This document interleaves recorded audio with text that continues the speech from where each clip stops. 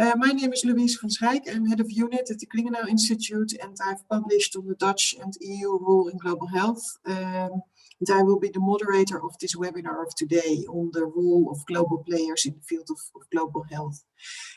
Today we have three speakers that will first be interviewed by me, and then afterwards there will be the possibility to ask questions by the people that participate through the Zoom via the raise hand function or the Q&A or chat function at the bottom of the screen. This webinar is organized by Cordaid together with the Klingendael Institute, and it's open for experts from universities, government agencies, the private sector, NGOs and media. And we call this the Klingendael Global Health Initiative, and we have already organized several meetings, and we also intend to do so again in the future to make sure that global health continues to be on the agenda. Cordaid is active on the ground in a range of Asian and sub-Saharan African countries with a specific focus on fragile and more conflict-affected settings. And they have also a long history in strengthening health systems as well as on other priority issues, most notably the sexual and reproductive health and rights agenda that the Netherlands is also focusing on. Klingendael has also done quite a bit of work in the field of health. Among others, in 2017, we published a report why the Netherlands should step up its ambitions on global health.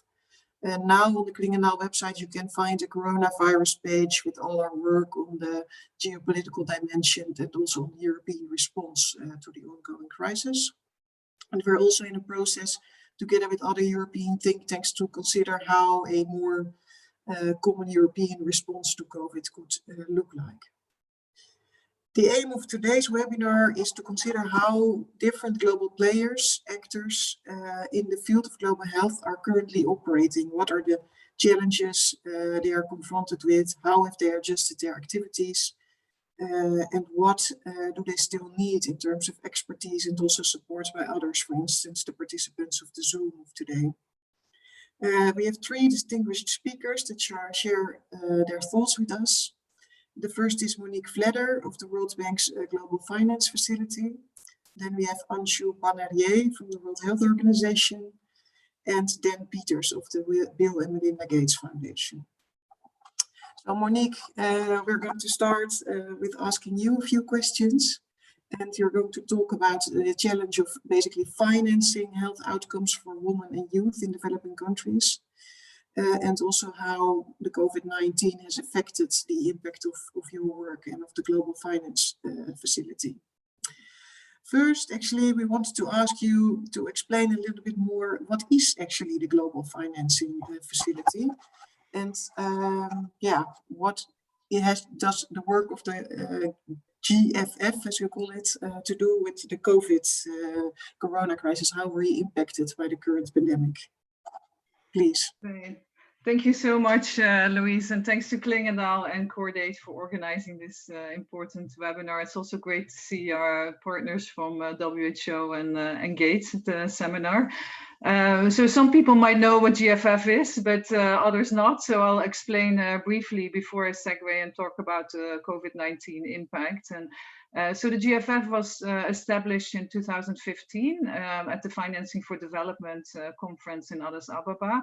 It's a country-led mechanism, so we put countries at the core, and we work with countries to develop prioritized investments plans that invest in a comprehensive package of services for reproductive, maternal, newborn, child, adolescent health and nutrition. And I'm naming every single one of them because every single one of them has an advocate, a community, and an importance behind it. But we do that in a systems way in a very comprehensive way, addressing health system bottlenecks like the supply chain, like HRH, and working from the start with ministries of finance to ensure that there is long-term financing for these priority areas over time. And we're hosted at the World Bank. We have a catalytic trust fund that we manage, and that provides financing linked to the World Bank IDA financing, which really gives the scale of the financing. Just to give you an idea, for every dollar of grant funding from GFF, there's $7 of IDA financing linked to that for the same women and children and adolescent health issues. So these are in terms of loans, these other 7? They are partly grants, because many of our countries, more than 1/3 of our countries, are fragile countries, and partly they're very concessional loans. So then the second part of your question, and maybe just to say also that the Dutch government has been a long-standing partner, plays a really important role in the governance of the GFF, and we're also really happy that there's a very active group of civil society in the Netherlands following and supporting the GFF, and giving us opportunities to further strengthening the model. On COVID, it's really an unprecedented crisis. As you can hear from what I was describing, one of our main focus is ensuring that women and children have access to essential services. From the start of the pandemic, we've seen very major disruptions. Our own pulse surveys are showing as early as mid to late March that there already are very, very serious disruptions in service delivery. And in discussions with our partner countries, I'll just give some examples. Zimbabwe, for example, reported to us that there's more than 50% reduction in antenatal care. In Maputo, the capital of Mozambique, we're seeing 21% reduction in vaccination rates. Liberia, 40% overall reduction in outpatient visits. So very major disruptions in essential services, and a really big concern that in addition to the impact of COVID itself, we're seeing now a secondary crisis that is leading to much worse health outcomes for women and children. So the other diseases and treatments are less being looked at. How are you currently working? How's the GFF working with countries to strengthen these health systems and also to make them more resilient with regard to the future outbreaks of infectious diseases, for instance, COVID? And how are you also supporting countries to address the specific health needs of these women, children, and adolescents? Because we can understand that this is an important target group, but how exactly do you reach them? How can you reach them, and how can you strengthen the health systems related to their specific needs? Yeah. And so in response to what we were seeing in terms of these disruption, and this of course is very much GFF as a partnership in very close collaboration with our partners. WHO is on the line, one of our key partners, UNICEF, civil society, private sector. It's really a broad-based effort. This kind of crisis cannot be done by one organization themselves, but it's sort of a three-pronged approach in response to the COVID. And number one is that there was a real need to very early on ensure that the essential services agenda was being discussed on country level. And so a very strong need for advocacy and support to coordinate and prioritize the response. And we work together with Johns Hopkins and Gates to bring out some specific numbers. We have them all available on our website per country to show governments what would be the potential impact, negative impact on women and children's health outcomes. And this has been incredibly important in ensuring that the focus was not just on the immediate pandemic response, but that the women and children's health agenda was also very much at the core of what was happening on country level. And then we segue very quickly into working in a virtual way to support the essential services agenda and the frontline services agenda. We do that through our community of practice. And so we're bringing Ministry of Health and Finance and partners together in a virtual platform twice a week to really do hands-on planning and support, looking at frontline data, how to protect health workers, how do you separate services, where would it be appropriate to do telemedicine, how do you monitor the impact of what you have, what are the commodities that are available or not available, and how to address that situation, etc. So that community of practice and that hands-on a virtual platform has been very, very important under these circumstances to continue providing the same technical support. And what's very much part of that is exchange between countries on how they're handling, which is is very much appreciated. As countries would like to learn from each other and get creative ideas from each other how to implement that.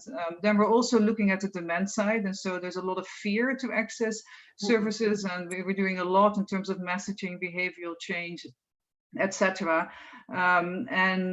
Finally, there's a lot of work happening around global supply chain availability, transportation of MNCH commodities, as well as protected maternal, newborn, and child health commodities, as well as the protective clothing that might be available in capitals, but is really important for community health workers as well as frontline health workers, so that they can do their work properly, but also protect themselves and their families.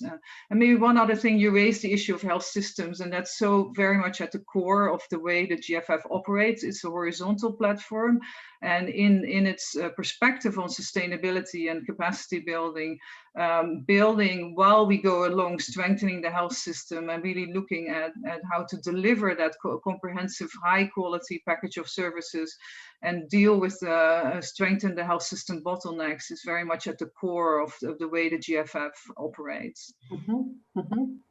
So very interesting. I also was interested in that you almost seem to play a role like what in the Netherlands there's this expert team advising the government, the outbreak management team, and it's almost like you're trying to organize that in the countries that you're operating in, but then also ensuring that countries learn from each other. Whereas what we see here in the Netherlands is that it almost seems as if it's a Dutch approach, and as if there's not, let's say, the rest of the world being confronted with similar issues.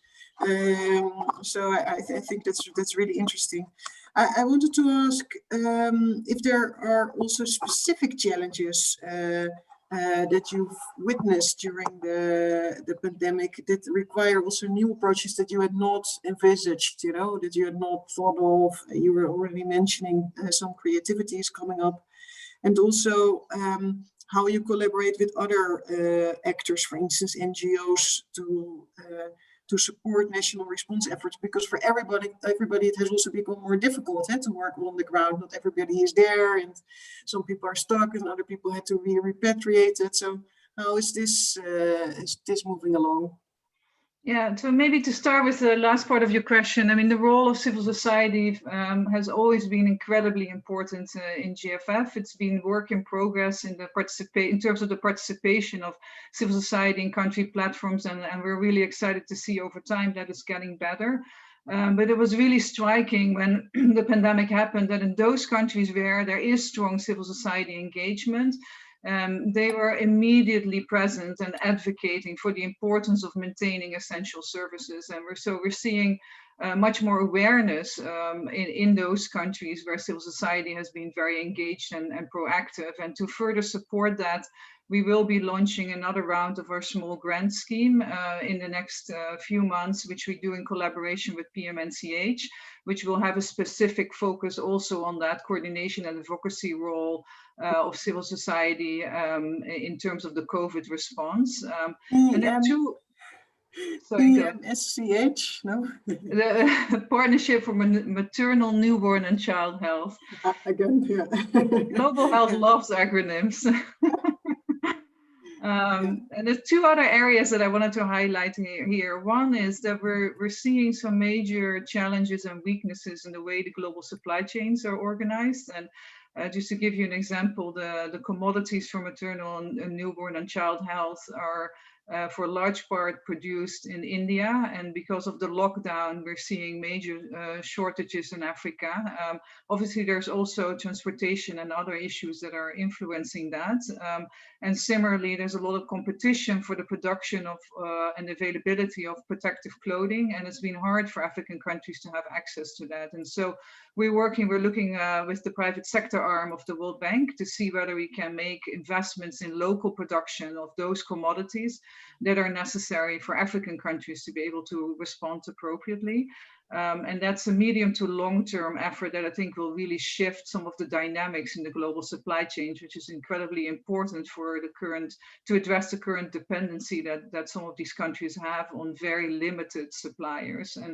And then secondly, a totally different topic, but just as important, is family planning. So we have major concerns around how this situation will impact the ability of women to access family planning. And so we're seeing already quite big shifts in women in the methods, the family planning methods that they choose to use, and women are, for obvious reasons, moving more to self-administrating methods. And so we need to make sure that, and we are bringing out some policy recommendations on that we can support that in the countries that we work in, as this is an incredibly important area and can have major implication for women as well as children's health. So it's more difficult to get access to anticonceptives, basically. Exactly, and we need to think creatively that, you know, could that be done better, maybe through private outlets?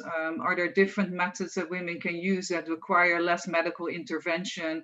Are there ways that maybe we can subsidize for the poor through vouchers or other ways accessing family planning in the private sector, instead of going to a government clinic where people might have the fear or might not go because they have the fear to contract COVID?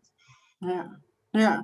Okay. Wow. And I think also this is a super good introduction to the next speaker, who is working in WHO exactly also on these issues. Anshu Banerjee, he will discuss what it means in practice to work at the WHO at these times of the COVID pandemic. The organization that now has become the center of the attention. But also how it affects the department that focuses on maternal health and what it means. And I think Monique already has given us some hints and also some interesting insights in the big things that are ongoing. And we would really like to hear more from you. But first of all, as I indicated, the WHO has this central role in the global COVID response. What for you is the most challenging in the current functioning of the organization, also in the light of this organization having become subject to political rivalry and contestation? And we all know about Trump, and several people have seen the recent World Health Assembly meeting. This is unprecedented, I guess, for an organization like the World Health Organization. So what are your views on this, and what have you experienced? Thanks a lot for organizing the seminar. And maybe just to highlight that WHO has several roles, different roles. The first one is a normative role. And I think one of the big challenges we face as a normative agency at the moment is really to be able to provide relevant and timely guidance to the member states. We know there are a lot of uncertainties around this virus. It's a new virus. We do not know exactly how it infects people, why it is causing severe diseases in some and not in others, etc. And so for us to be able to give the right kind of guidance to member states is one of the challenges I think that we have. We have to rely on existing guidance adapted to the situation, but of course, day to day we hear of new let's say, either treatments or things like that. So we're trying to develop a vaccine with partners. We're trying to develop new diagnostics together with partners. We're looking at, you know, what would be the right kind of treatments that we can put in place. And of course, one day something might sound positive, but then the next week it turns out to be not really effective. And so it's, you know, something that we deal on a day-to-day basis, really trying to get the evidence together in order to be able to provide the best kind of technical guidance to countries. And so for that, we need to come to a consensus, and sometimes there is evidence, sometimes the evidence is not yet there. And in order to support countries, we really need to put our heads together, bring the experts together and jointly agree on what would be the best possible guidance that we can provide to our member states. And this also applies knowing that different member states have different kind of capacities. As a global organization, we need to be able to provide guidance that could apply to all countries. And at the same time, different countries have different capacities in order to implement surveillance or treatment, etc. And so that really makes it challenging for us, I think, to support member states the best possible. I think the other thing is that we also have a convening role. And so at the moment we see, for example, that we're trying to develop a new vaccine, we're trying to develop new diagnostics, new therapeutics, but we need to make sure from a social justice perspective, let's say, that all countries have access to diagnostics, to therapeutics, to vaccines, etc. And so WHO plays an important role in bringing that into the discussion so that it's not only the high-income countries, let's say, that can procure the latest, the potential vaccine that will come out, but low-income countries and middle-income countries will also have access to those supplies. So similarly, I think Monique already highlighted the issue around personal protective equipment, etc., or availability of drugs, and to make sure that this is available to all countries, but even within countries to, let's say, the more vulnerable populations as well. Mm-hmm. Yeah, so the one size fits all is a bit difficult sometimes. And also to ensure that the rich countries don't only think about their own voters, like here in the Netherlands, where we purchased the vaccine with only 3 other countries, but that they also perhaps share a bit more with the rest of the world and take also the guidance of the WHO in that respect. Yeah, thanks. Yeah. And maybe just to highlight one more point, and that's around information. And we have an infodemic, let's say, at the moment. There's a lot of information out there, and how do we make sure that people get the right information? Sometimes there are myths which are circulating in the media, in social media, let's say, and we really need to make sure that the right information gets to the people. Yeah, that is not disinformation. Exactly. All right. So, and if you have looked at COVID and specifically the work of your own department focusing on maternal health, what are in that case the things that are daily on your plate at the headquarters, but also perhaps things that you experience in the field coming now? So maybe I highlight first the work of the emergency department, because we are all, of course, involved in responding to the COVID pandemic. But the fact that we have a pandemic doesn't mean that there are also other disease outbreaks or disasters happening at the same time. And I just wanted to congratulate or support our colleagues who are working in the emergency department. They're not only dealing with the COVID outbreak or pandemic, they're also dealing with Ebola outbreaks, with other disasters at the same time. And I think we have over 20, let's say, global disasters that are ongoing. So though we, I think, globally are all glued to the TV and see COVID, but there are many other disasters happening in other countries as well that ministries of health have to deal with, aside of what's happening with COVID. I think what has really changed for us is, and that's why we're having a virtual webinar, let's say, is the way of working and the way we provide support to ministries of health and our member states. And it's very difficult to travel at the moment. If I compare this to the Ebola outbreak in the last year, let's say, or even in 2015, we were able to travel to those countries, provide support, or support governments with setting up Ebola treatment centers. Now that this is not possible, we have to do everything virtually. And I think that that's one change. Just as Monique mentioned, also our regional offices are in weekly contact with ministries of health and partners on the ground, identifying topics that need attention and to be able to provide support to them. And I think for us, and also as already mentioned by Monique, it's really around the indirect impact of COVID on routine services for women and children. Because particularly in the pediatric age group, let's say, the infections are not that severe.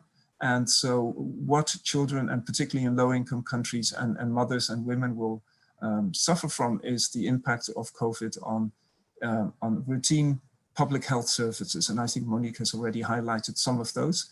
And so we have engaged with partners as well as with many different departments in-house to come up with guidance for countries on how they can address and adjust services in order to be still able to provide these services. So either you look at new ways of working whereby you keep distance from the mother and the patient, and you ask the mother to actually support the healthcare professional to make the diagnosis and to provide the treatment, or you do it through virtual means, social media, including, let's say, for older people as well, whereby we maintain contact with vulnerable populations in order to still be able to provide the right kind of support.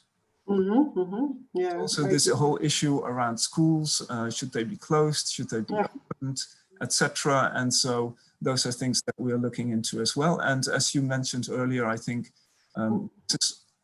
sometimes these decisions can be taken at subnational level. They don't have to be taken at a national level. They can be taken at lower administrative levels. Yeah, and also at the level where the disease is most infectious. Sometimes it is different in different regions of countries. That's also one of the challenges. I already noted that there is a question in the Q&A for you, but I first wanted to continue with this interview and then also with the third speaker. The question is really appreciated. It's on vaccine availability, and I think we will address that after the speakers have all spoken quickly, and you can already take a look at it. I wanted to ask also for you if there's any specific challenges that you had not expected. You already mentioned that it's so difficult that you have to do everything in a virtual way. And is there anything you need more support from by local NGOs, or are there specific challenges in working with host governments or expertise that you still need? What are the things that we could help the WHO with at this point in time? That's basically the question. So I think at country level, there is a coordination mechanism that functions. In some countries, it's maybe the cluster mechanism for the emergencies. In some countries, it might be the humanitarian country team, or it is maybe under the residential coordinator with the UN country team. And they work closely with the government. WHO here plays an advisory role because there are many other impacts of the COVID pandemic, particularly on the economy, as well as on other sectors. And so at the country level, when you have humanitarian country teams, when you have clusters, etc., the NGO community is already a partner. They are often the implementing agencies that deliver the services on the ground. And so I think that at country level, this coordination mechanism with civil society is working and is functional. I think an important role that civil society can play is in the infodemic and really making sure that at the ground level, people get the right messages, they are in contact with the community, and this communication issue, I think, is really important as well. Yeah, I think those are sort of the areas where civil society can really come in, and is in their engagement with the community. They're there on the ground and making sure that people have the right information, respect the guidance that the government has provided to the population in order to ensure that transmission reduces. Yeah. So look at what WHO finds, and also learning from, let's say, the available expertise and findings. That's again also something for the Netherlands, for our own country, where we were doing our own research on how school children could possibly affect or not, as if this was also something only appearing in our country and not perhaps in other countries. At a certain point in time, we were accepting to look at Denmark, but again, the world is a bit bigger than just northwestern European countries, which at least was my impression. All right, Then let's go on to the third speakers. We're really pleased that you were able to join us from the US, Dan Peters from the Bill and Melinda Gates Foundation. Already for years, one of the biggest funders in the field of global health, and also for years active to look after infectious diseases and trying to combat them and even eliminate them. Then came COVID. Actually, Bill Gates was one of the persons saying we should not rule out that in a future a new big pandemic may emerge, as has happened in the history of mankind, and also rapidly shifting the activities. At least that's my impression. So in light of this story then, what is actually currently on your plate? What are the current activities of the foundation? And also, what do you consider the biggest challenges at this point in time?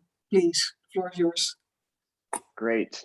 Thanks, Louise, again, for hosting this event today. I think this is a great opportunity and great to have the opportunity to speak alongside Anshu and Monique. So I think as with many other institutions that work on global health, COVID-19 has definitely had a profound impact on the work of the foundation. So let me talk a little bit about two sides of the coin that I see in terms of our work on COVID, both on the research and development side, but then let me talk a little bit about some of the challenges too around delivery and access. And maybe to note up front that the foundation to date has committed $250 million to work on COVID-19, covering both research and development on diagnostics, therapeutics, and vaccines to combat the disease, but also to help many of our partners in Africa and South Asia on their efforts to detect, treat, and isolate COVID-19 cases. You know, the foundation has always been deeply involved in research and development around drugs and treatments for diseases that affect the poorest populations in the world. And so with the onset of COVID-19, we've moved quite smoothly into supporting work to develop both new diagnostic tools that can be used, rapid diagnostic tests that are antigen-based, that can be done at a very large scale.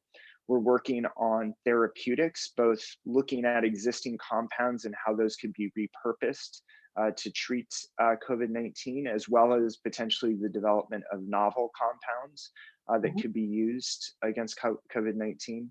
And then we're also involved. So that's kind of mobile hospitals. Should I consider that mobile hospitals or places where people can be treated? No, I'm talking more specifically about the drugs that you would use, novel compounds that you would use to treat COVID-19. Okay. Yeah. And then finally, we're also involved in the research efforts around a vaccine for COVID-19. Obviously, there are more than 120 current candidates out there that are either in preclinical or clinical trial work, and we're supporting a portfolio of those candidates, and also working very closely with institutions such as the Coalition for Epidemic Preparedness Innovations, which we, along with several governments, helped to set up in 2016, with things like a pandemic in the back of our minds. And so that's been an important tool. So I think part of that, again, is the research and development side, which we're deeply involved in. But I think another area that we're looking at is how are these new tools that could be developed through all these research and development efforts, how are those going to be made available on an equitable basis and also at scale? Obviously, COVID is a bit different than some of the work we've done previously in global health, because it affects not just low-income countries or the poorest populations, but COVID-19 affects everyone. And so in a situation where you might have new tools, where you might have a vaccine in say 12 to 18 months, when you have new drugs that could become available, there's a question of how widely available those are and how equitable the access is.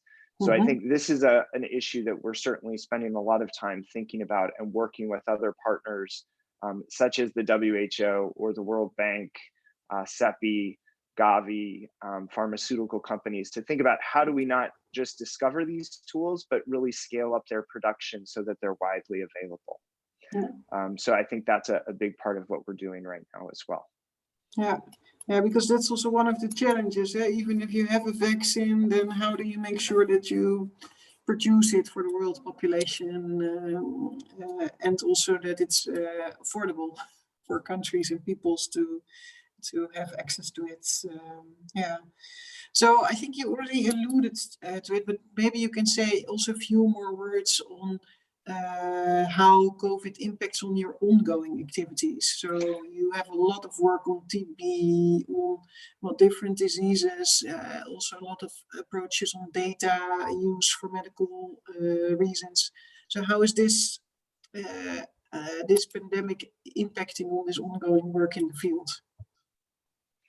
Yes, thanks, Louise. And I think Monique already touched on this quite a bit, but obviously a lot of our ongoing health work is impacted by COVID. And I think one of the things that we're quite focused on is making sure that while we're responding to COVID-19, that we're also very much focused on the need to maintain essential health services in these countries. I think there's a well-justified concern that deaths related to COVID, but that aren't directly COVID cases themselves could be as great an impact here in the future as the COVID death cases are. So we're quite focused on making sure that people still have access to routine immunizations, that primary healthcare systems aren't overwhelmed, that people can still access those key essential health services that they need. And so, again, we continue to work quite closely with partners such as the GFF, the World Bank, the Global Fund, WHO, to make sure that these essential health services are protected in this time of COVID. And maybe to just call out one example, we were very happy just earlier this month on June 4th to see that at the Gavi replenishment, we had a very successful effort to raise more than the funds that Gavi had been expecting. And so we think that's a great outcome, and we're very happy to see that. For our viewers then who don't know the Gavi. So Gavi, I'm sorry, Gavi is the Vaccine Alliance. This is an institution that mobilizes funds to support routine immunizations in low and lower middle income countries, to provide things that I think many of us in the Western world would take for granted in terms of immunizations. Maybe one other thing to mention too is just how this is impacting the foundation's work. I think the foundation is probably best known for its work in global health, but we also do a lot of work in non-health related areas. And so, for instance, just one example, the foundation does a lot of work on financial services for the poorest populations. And this is focused quite heavily in recent years on providing digital financial services to the poorest. Right now, we're seeing that there's a great demand by many countries to be able to make social protection payments in this time of COVID. And so our team that works on financial services has been looking at how you can use digital financial payment platforms to enable those social protection payments and make sure that they get to those people that need it the most. And we've been working quite closely with the World Bank that funds a lot of these social protection programs. Yeah, so to avoid people not being able to pay for their food anymore, or indeed to go to the doctor, you need also to be able to make sure that some of the money that's available arrives on their bank accounts. But if they can't go to the bank because of the lockdown, then if you have a digital account, that's what can save you at this point in time. Yeah, loud and clear. Yeah. Right. Were there any surprises or specific challenges that you had not expected or anticipated, maybe also in a positive way, or is there anything you still need or search for in your work that NGOs or expertise organizations could contribute, could help you with?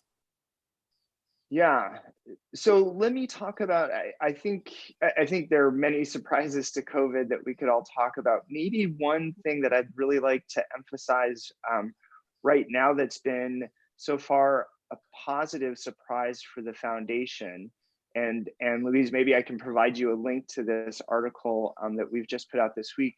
I think we've been very positively surprised to see how well so far Sub-Saharan Africa has managed COVID cases.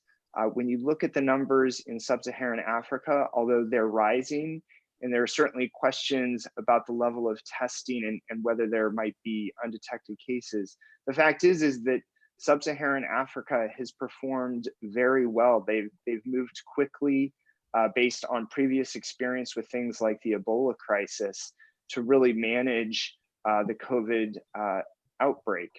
And so I think we should be giving a lot of credit to African governments that worked very quickly, in some cases more quickly than governments in the West, to respond to COVID-19. And so I think that's a very positive thing that we've seen so far. Obviously, we're still in the early stages of this, and there are always risks as we move out of the shutdowns. That we'll see a resurgence. But I think that is one thing that I would really point out. And then to your question about in terms of, is there more assistance that we think we could use from NGOs? I just want to point out that the foundation itself doesn't really do work directly. We always work through partners. And in many of the countries where we work most directly, that is very much with local NGOs. So I think we're always looking for ways that we can partner. Okay. Over. Thanks. Okay, that's really good. I see that already people have raised their hands and people are asking questions. I actually first wanted to give the floor to Maarten Oranje. Maarten Oranje works with Cordaid, the organization with whom we organize these webinars, and I know that he has prepared a question basically on the financial systems of healthcare. So what is the balance between what donors are doing and what the countries are doing? Maarten, could you please come in and talk? I think you're already unmuted. Yes, good afternoon. Can you hear me? Yeah, we can hear you okay. We can't see you, but we can hear you. Yeah, I don't think I have an option to make myself visible. So yeah, unfortunately, you'll have to do without that. Now, so indeed, I have a question. So my name is Maarten Oranje, and I work at Cordaid on performance-based financing and also on the use of data within health systems. My question, I think, is primarily for Monique Vledder from the GFF, but I think also maybe interesting for Dan Peters. It's about health financing, indeed. As looking beyond the immediate COVID-19 crisis, of course, there is a fear that health financing for low and middle-income countries will be under pressure in the medium to long term. Since in the recipient countries, fiscal space and domestic resource mobilization, are sadly projected to reduce as a result of the economic crisis. And many countries have already sought support from the World Bank or from the IMF for their COVID-19 response. And the same economic crisis could also lead donor countries to cut their development budgets. So with both domestic and external financing under pressure, my question is, what kind of consequences do you foresee for the health financing landscape in the slightly longer term? Do you foresee, for instance, a changing balance between domestic resources on the one hand and the resources from donor countries, international organizations, but also private foundations? Yeah. So what are going to be the longer term impacts on the way health is financed in some countries of the world? Monique, please, the floor is yours. Thanks, Maarten. This is a really great question and very, very complex. So I'll give you some, and we're doing a lot of thinking on this, and obviously in very close collaboration with the World Bank colleagues as well. And there's multiple different dimensions to it. I think first of all, it's very hard at the moment to predict what the world will look like and the economies of countries will look like when this is over. And so although there's a lot of modeling and estimations going on, it's at this point hard to say where it will exactly land. Obviously, we're clear that it will have a major economic impact. And with that, particularly those countries that are very donor dependent, we have major concerns around their ability to continue financing core priorities for the health agenda. This is very much in line with the work and the perspective that GFF is taking from the start, where we work on multiple fronts. One of them is there are even under constrained fiscal environments, there are a subset of countries that put very, very low priority on health. And so within their budget, there would be there are trade-offs that they make, and overall that subset of countries puts a very, very small percentage towards prioritizing health. So that's one entry point where we will continue a dialogue with countries to improve that. Secondly, what we're finding is that it's really important to collectively, as partners investing in countries and in health issues, to think very carefully about the evidence we have and how we prioritize those interventions that are most cost effective. And so this is really and that we also look at service delivery modes that are most efficient. And so as part of that, pushing more financing to frontline services, ensuring that those high impact interventions are fully financed, like vaccination, like family planning, is incredibly important, and more work can be done to strengthen that. And finally, in the conversations we're having, including with the donors to the GFF, but I think it's a broader discussion, that we're also hoping that Western countries will continue feeling solidarity for those countries where people are really to such a great extent still suffering from diseases that can be very easily prevented. So thanks for raising this question. It's a really important part of the work. Yeah, yeah. And also solidarity, but also in your own interest. If the vaccination rate goes down, then more diseases that were already at lower scale may return also back to Europe and to the Western countries, I guess. I wanted to ask the other two speakers if they wanted to come in, and I also wanted to ask Anshu if you can perhaps answer the first question in the questions and answers on the distribution of the COVID vaccine, if you're already considering how to do that and what kind of facilities are needed for such a new vaccine, because apparently there's also differences between different kinds of vaccines and what's required for that. So that's I think also an element of that question from Sonam Velani. I don't know if Sonam is around and can come in to ask the question, or maybe he wants to add something to it. Sonam, are you there?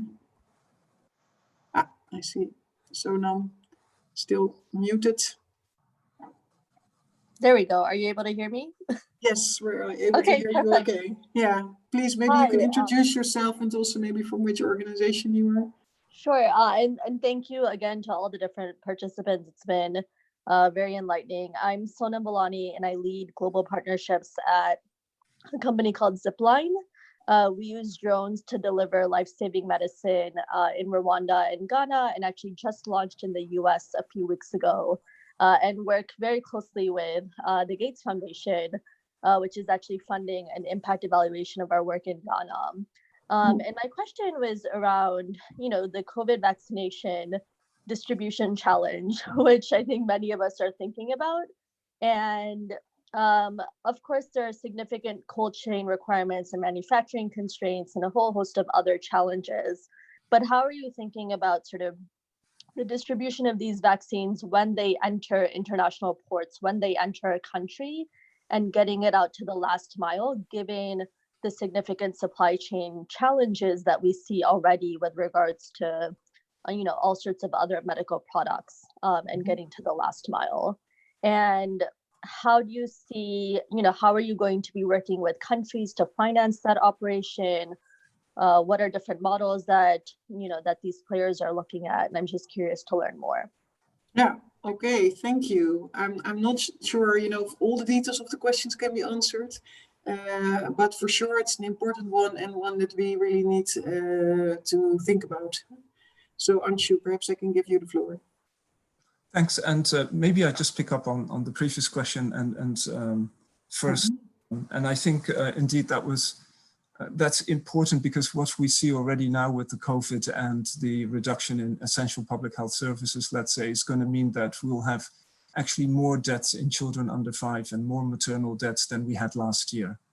And so that means that we were already not really on track to achieve the SDGs, and we will be, let's say, further off track to achieve the SDGs. So I think looking at the long term, what we as a global community wanted to aim for and achieve by 2030 is going to be even more difficult now to achieve. And so when governments make funds available within the health sector, often it goes for curative services. And I think Monique was highlighting the point that we really need to make sure that preventive services are not left out. Immunization and vaccinations are continued, other essential public health services, antenatal care, interpartum care, etc. All those kind of services are continued.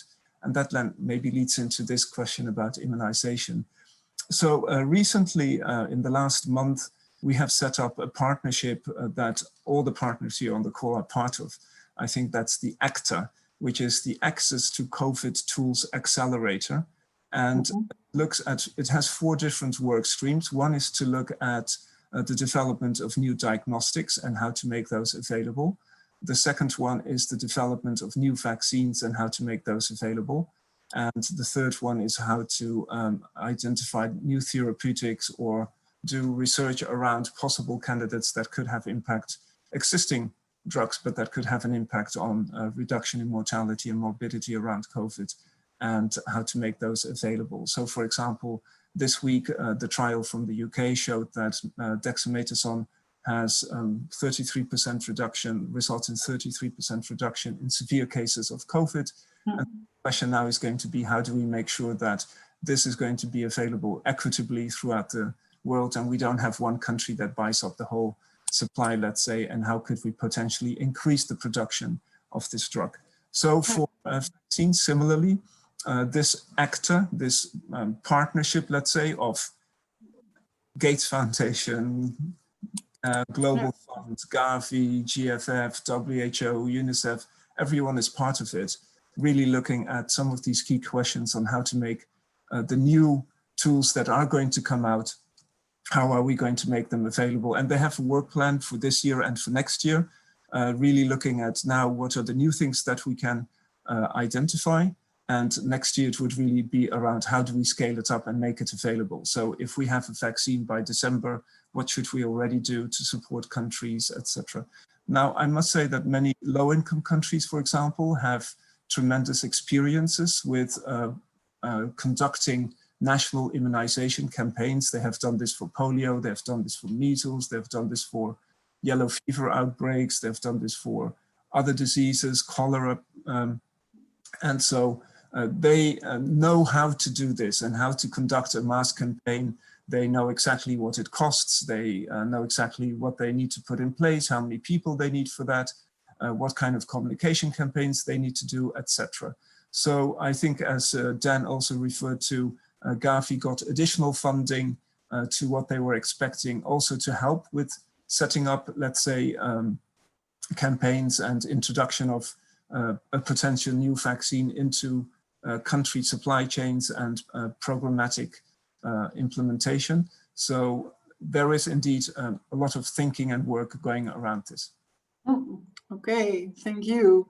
So it might be more difficult for countries that only vaccinate traditionally the small children, only have programs in place for these groups and not for the elders or the elderly people. Yeah, it might be interesting to watch. I wanted to ask Dan Peters from the Bill and Melinda Gates Foundation, would you like to come in also? And are you also looking into, let's say, these issues of, let's say, the next phase, if a vaccine hopefully is available, and how it could be distributed and make sure that it reaches the people? Sure. Thanks, Louise.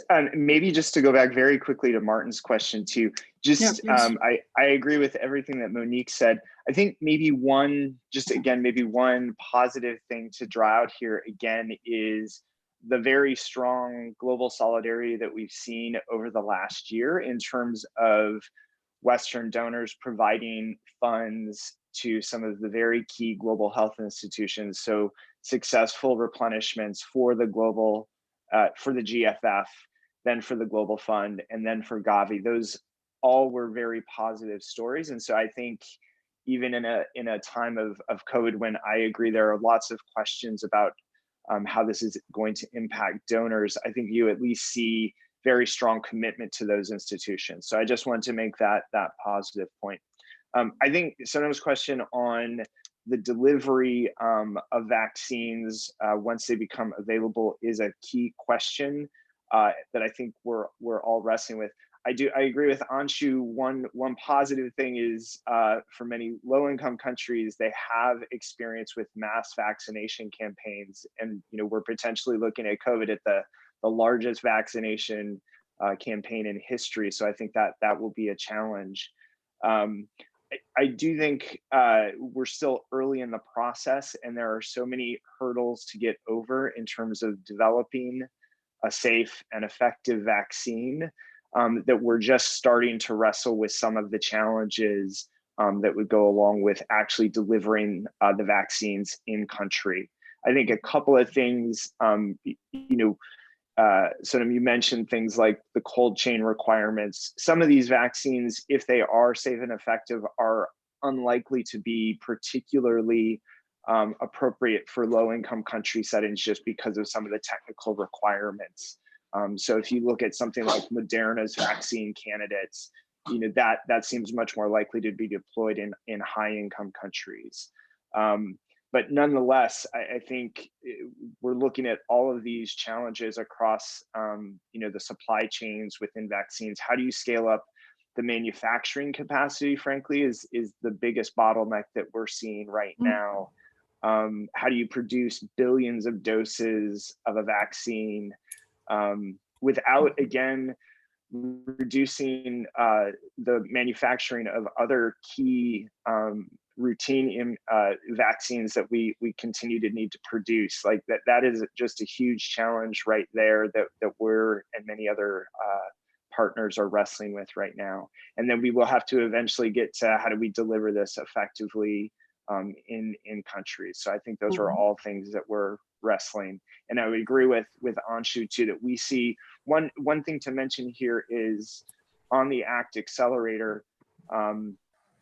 I think the foundation and many of the others here on the call would agree that the best way to address many of these challenges is going to be a collective approach globally. And one concern that we do have is that we're starting to see a lot of nationally or regionally focused efforts around vaccines. I think there's obviously concern about hoarding of dexamethasone, given the announcements earlier this week in the UK. And so I think one thing is we're really trying to push for a global approach to this so that there's equitable access to these tools and not hoarding by a small group of high-income countries. Yeah, Thank you. yeah. And maybe just to pick on one point from Dan, and that's around, I think we're already looking at partnerships. So for example, if it's a big pharmaceutical company in the West that has a potential vaccine in the market, we're already looking at how they could partner with big producing companies in, let's say, in India or in other countries, so that they could scale up the production of that particular vaccine. So just to highlight Dan's point that we're trying to look at this globally and already trying to make linkages and partnerships in order to really support that. Yeah, great. I wanted to mention in the chat, I saw in the question and answer, I saw that Floortje Klein asks for this article on Sub-Saharan Africa, and somebody else also asks for it. So then Inge or I will contact you after the webinar, and we will ask you to send it, and then we can share it with the participants afterwards in a thank you email that we always prepare for the webinar participants. I saw that Marielle Wemelmans from Wemos has raised her hand and would like to come in with a question. Marielle Wemels is an organization active in the field in many countries and also acting as a knowledge organization on global health in the Netherlands. So please come in and ask the question you want to raise to the speakers. Yes, good afternoon. Can you hear me well, Louise? Yes, perfect. Okay, thank you. Yes, maybe just before I ask my question, one addition on the discussion you just had on access to vaccines and treatments. I just wanted to also compliment the WHO leadership on the COVID technology pool that now many countries are also in support of, which is an initiative of sharing technology and data to enable, rapid production of vaccines and treatments once they become more available, so it can really meet or can come closer to meet the global demands of these products at more affordable prices. So that was just one addition to the discussion you just had. That is a very important initiative that that we follow closely, that we believe is essential in this as well. The question that I had for the discussion was indeed, so a lot of resources mobilized, which as you said already is unprecedented, highly needed. But how do we ensure a good alignment between the programs, the support of the donors, and the efforts and objectives of the recipient countries? Monique was already alluding about examples of facilitating with different ministries in country and partners doing this together. So perhaps there's more to say about this as well from the others, as well as how do donors coordinate their efforts between each other to ensure also alignment and ensure most effective response. And how do we ensure accountability to it, and also of course for us as civil society to take our role there. Yeah. Thanks. Yeah, thanks. Let's for this question start with Monique, because you were also the one that already spoke about this issue in your introductory remarks. But I guess it's also relevant for others in this group. Yeah, Monique. Great, thank you for that question. Nice to hear you, Marielle. I hope you're well. The alignment coordination agenda is very much at the heart of why GFF was established. I think it was a recognition of all partners that in the global health space, there's a tremendous amount of fragmentation. And I think that this is an opportunity to, on country level, ensure that countries are in the leadership and that we empower and build capacity to lead, define a set of priorities, and then coordinate the contributions that partners make and make them align to the domestic budget. And so that's very much at the core of GFF's way of working. And what I see happening under the pandemic, which actually I think is a really important, there's been quite a lot of progress over the last 5 years, but not an easy thing to do. And I see a tremendous amount of openness to really better coordinate and align on country level, and also realization that under these circumstances there's a real need to ensure that and Anshu actually talked about that earlier as well, that there's not confusing advice or contradictory or duplicating advice going to countries, but that is really quite aligned. And so what I'm seeing on the positive side is that there's a doubling down and a recognition in partners that this needs to improve, particularly under these circumstances. So I want to, maybe others can talk about more the global aspects of it, but I just wanted to highlight that that's what we are currently seeing on country level. Yeah, so that's clear.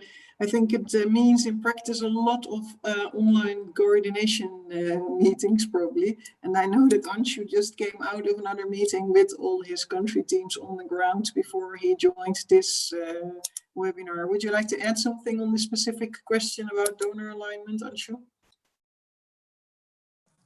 So yeah, I just wanted to highlight that WHO is also looking at how to coordinate with different partners. So I mean, there's a component, let's say a technical component, where the emergency group is looking at guidance, etc. But there's also a whole coordination structure outside that, looking at how do we coordinate with other partners. And so I think that that coordination with donors, etc., is definitely happening. Particularly also, I think, around this whole ACT accelerator, the Access to COVID Tools accelerator.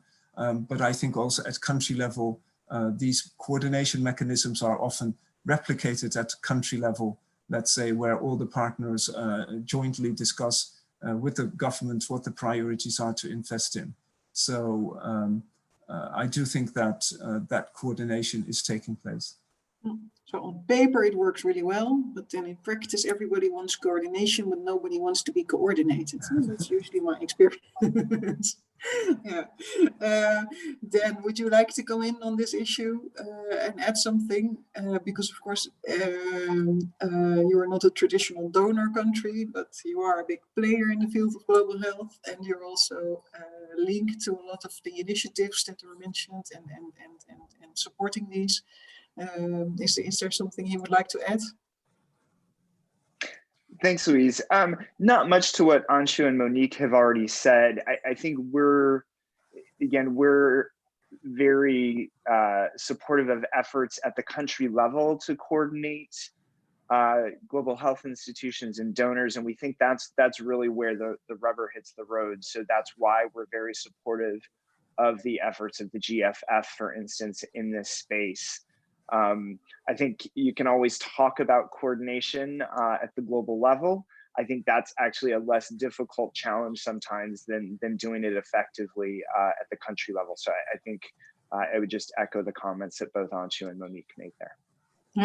Yeah, thanks. And I can fully imagine, especially in these times of digital ways, how cumbersome it also can be, and that everybody sees issues that need to be picked up, but then how do you do it together and avoid duplication and so on and so forth.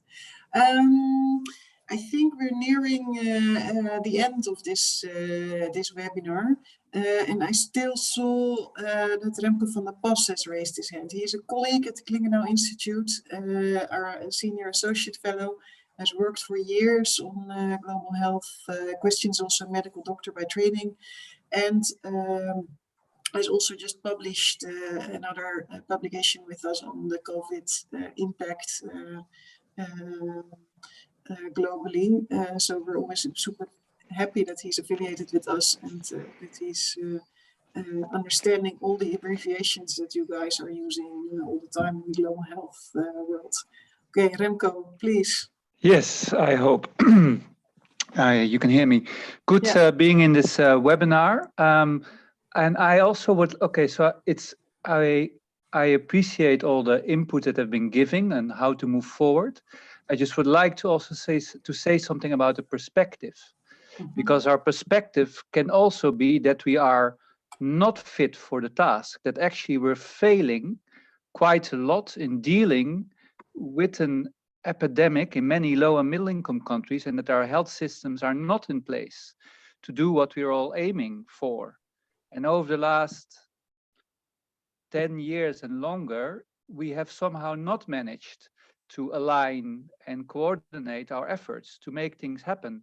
So, and especially also seeing upcoming crises in relation to climate change, economic recovery, which will be very difficult.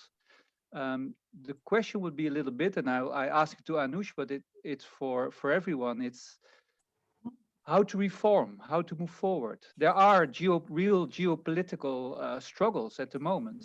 From your perspective, what will be needed to really learn and come out it in a better way? What would you like to see? Okay, so perhaps I can ask, because I realized that there was one more question in the questions and answer by Janneke Juffermans, and I think it's a very much related question. So perhaps I can ask, Janneke is a journalist, an expert journalist, investigative journalist, looking really specifically into this field of health, among others. Janneke, perhaps I can ask you to come in and also share your question with us. Still have to unmute Janneke. Or Inge has to unmute Janneke probably. Yes. Hello. Yeah, we can hear you. Yes. I was wondering because it struck me that so far no one spoke about preventing such a pandemic in the future. And of course, I mean, from a health perspective, when we all would be very healthy, then we wouldn't get sick that easily, because when you look at Western countries, mostly people who are elderly or have underlying diseases become a victim. So I wondered how to cooperate and pay more attention to prevention and healthy lifestyles. And I thought it was, I've heard it's also a task of WHO, but it seemed to be, well, a bit out of sight. Have become a bit out of sight. So I wondered, how do you think of this in the future? So how can we prevent the losses, the diseases, but also what can we do to reform our systems to make them more resilient for the future? That are the two questions. I will give the floor one more time to the speakers to answer these two questions, and then we're rounding off. Yeah, Anshu, the floor is first to you, because the question of Remco was also addressed to you. Thanks a lot. And maybe just to highlight that pandemic preparedness is definitely an issue that has been high on the agenda of WHO. I think in 2005, the IHR, the International Health Regulations, were revised in order to be updated. And since then, we have had joint assessments at country level in order to look at how countries have sort of fulfilled those 10, 11 criteria and their capacities, and do they have the capacities in place in order to report, to respond, and to deal with a potential outbreak. And this is not only for a pandemic, but for national outbreaks as well, but that could have a potential impact, public health impact on other countries, and then it becomes, let's say, relevant to other countries as well. Secondly, I think we've tried to do a lot of work also on health systems resilience. And as part of, let's say, work around disasters, there has also been a lot of work following, I think, Yogo and Kobe, etc. There have been a couple of conferences where they looked at health systems resilience and how to strengthen that, and health systems preparedness for potential disasters. And so there has been a lot of work around this as well, to work with governments to make sure that they have pandemic preparedness plans in place, for example, for influenza. And of course, for influenza, that is why we always immunize, let's say, the older population and young children as well for influenza when we have the influenza season, so that the vulnerable populations are protected. So that is about influenza pandemic preparedness plans. At the same time, we look at health systems resilience and how to work with governments to have preparedness plans in place for different kind of things, whether it's for strokes due to climate change and heat strokes, whether it's for floods. Several countries are prone to have flooding. So health systems resilience and preparedness is definitely an issue that we have worked on for with other partners and in many countries. But it depends also, I think, like we see now, on the infectiousness of the virus and the infectivity, the severity of the disease, etc. Those are things that you can't always predict. And so I can only say that we have put in place work to prepare for a prevention of a pandemic. Unfortunately, we have another one. Yeah. But work will definitely continue. We are supporting countries to strengthen their disease surveillance systems, their response systems, their diagnostics, their laboratory capacity, etc., etc. So this work will continue, and I think this pandemic just shows once again why it is so important to do so. Yeah, that's also the impression we had, that in any case there will be thought about, how to improve and reform. So this debate is ongoing, but there is of course the risk that the moment COVID is away, that it slows down again, because we also saw it with Ebola, and now, but this is of a different order, this disease. So I hope that this time some more steps will be taken. Yeah, Monique.